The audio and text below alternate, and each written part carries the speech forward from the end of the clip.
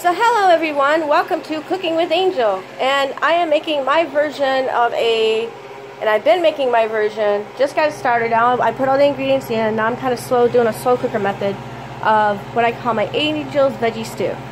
It's kind of a mixture between like a minestrone, vegetable beef, and any other type of soups and stews that require a lot of vegetables. So here you go, I'll have a picture of it officially. It's not there. There you go. It's starting to boil right now, you can see. And when you're cooking, especially in an apartment, always have a fan on because smoke alarms can go off real quickly. I learned this the hard way. And also always have the window open. So not only is it fresh air that comes in, but it kind of cools things down, keeps things at a good temperature. So anyway, what I put in this stew is I put cannellini beans, had some leftover baked beans, frozen mixed vegetables, which is the lima beans, carrot, green beans, and corn. Lots of beans in this one. I have a little bit of frozen spinach, a little bit of the steakums that you get, the frozen steak.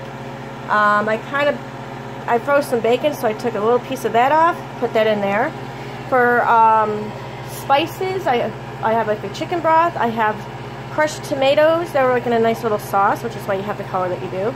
A little bit of elbow macaroni because you want to have some bulk added to it. Then I added some canola oil, Italian seasoning. Oh, I forgot my frozen onions, but that's okay. Dang it. I knew I forgot something. But anyway, I got enough flavors in here where I don't think we need the onion. I think I added a little bit of onion powder, so that might work. I'll check it out in a bit. Oh, it's coming to a nice boil right now, so I'm going to be simmering it actually. That's what I do. The way I do my slow cooker method is I bring it to a boil for a little bit, let things start going. Then I like mix it up. And yeah, we're good to go here. So, oh, yeah, it goes over a little bit. Well, I'm making like batch. I'm doing batch cooking right now because I haven't done it in a while. And usually how I do my batch cooking is I just kind of do like a slow cooker stew type of method where I just put all the ingredients in and cook it. I did a lot with my Korean soups that I make.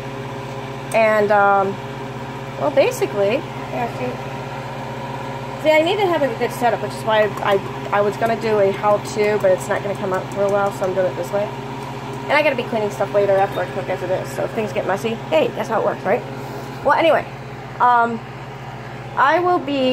going to get a spoon to taste, because that's important too. And we're going to come to the point where I don't need that little stir there, but I've actually used it. So I'm going to try a little test here. Ooh, it's got a sweetness to it. That's different. That's really different. And I also added honey as one of my spices.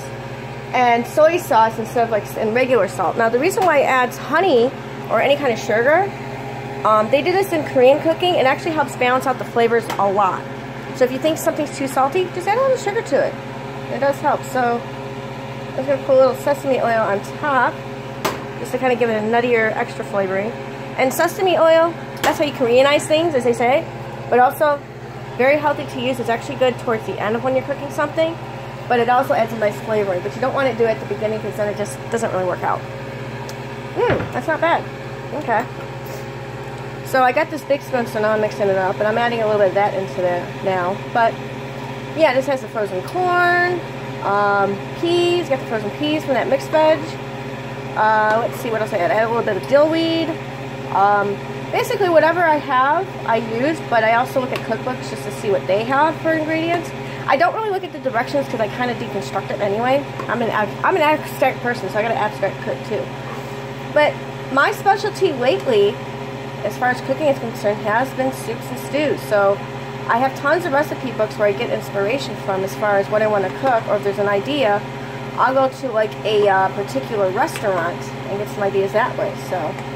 So it might become, I have a feeling this is really going to be stewy, but it's going to be a good one. So what I'll do is I'll mix this up a bit. I also have some fresh orange peppers, and I like adding fresh peppers depending on what kind they are because it really adds to it. And basically whatever I have around the house too, because, hey, and it's good to have frozen things to cook too. Okay, that added. The sesame did it. So like if you don't like onions, like I said, put a little onion powder. Actually, you know what I might do? Since I forgot the frozen onions and I bought them for a specific purpose, but I can actually use them for other things too. Like put a little onion salt in there. I think that might work. Because, you know, you want a really good vegetable flavor. Oh yeah, I also got canned mushrooms in here. So a mixture of frozen and canned stuff because it's what I can afford, and you know, it's a good life hack type of thing.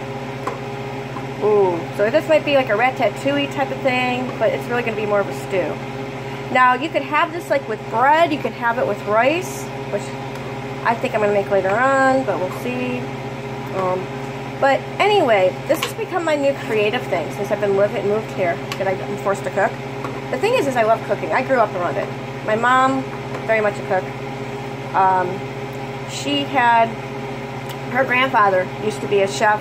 Like, he ran away when he was like 21 and became a chef's assistant. So he knew his flavorings and spacing what I do. So I don't really eyeball it. I just kind of look and say, okay, this is what they use. And then you just go with it. Okay, that's better. Alright. Now I got the consistency I want. I think what I'll do now is I'll just add a little bit more water. Just so, you know, kind of give it more of a soupier texture. And I have these nice little teacups that are great for measuring.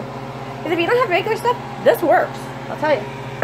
Now, unfortunately, I don't have a mixer, or else I'd be baking cookies, and that's going to be coming around the holidays, so I think that'll be more of a Christmas thing. But the only time I'll be able to do it will be on the weekends. Weekdays, I got a lot of stuff going on. Weekends, that's my time to veg. It's my time to chill. It's my time to get in creative mode, and I got a lot of creative ideas going on. Alright, so I'm going to mix you around. Whoop. And if it comes out the side, that's okay, because we got to be cleaning up later anyway. Okay. Well, this one isn't exactly that sturdy. I gotta move it up a bit. There we go. Okay. Alright. So this is what I'm doing. Mixing it up again. You can see there. Yeah, I'm doing sort of a different way to cook.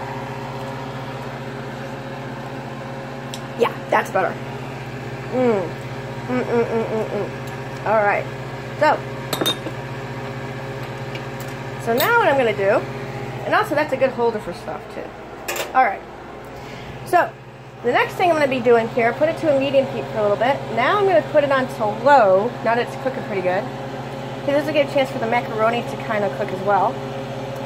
And I'm just going to kind of put it on a low simmer, and I let that do that maybe for about 10-15 minutes, but about 20 minutes, but I always check every 10 or 15 minutes so that way it has a good consistency, if you will. So anyway, now I can sit down because I've also been cleaning up too. But anyway, that's the creative with the Angel Rider. Once all the flavors mixed in, it's going to be a damn good stew. And especially for a cold, crisp fall day like it is here right now, it's perfect. So that's all for me from the creative channel, but it's my Angel Stew. Now, what I recommend is if there's a recipe you like, follow it. But I recommend deconstructing it and making it your own, because that's the awesome thing about cooking. You can make it the directional way the first time, and then whatever you want to change the next time, it's up to you, and then you can make it your own dish. And that's what I do with my stuff. So it's interesting that I've become a soup stew specialist right now. But that's why I love that I have this creative space to do that. So it's become my new thing now. So anyways, guys, that's it for me. Happy cooking. And if you have any recipes you want to share, please feel free to do that. If there's something you would want me to try to make, maybe that's an idea too. So comment down below, whether it's on Facebook or here on YouTube or wherever. Catch you later.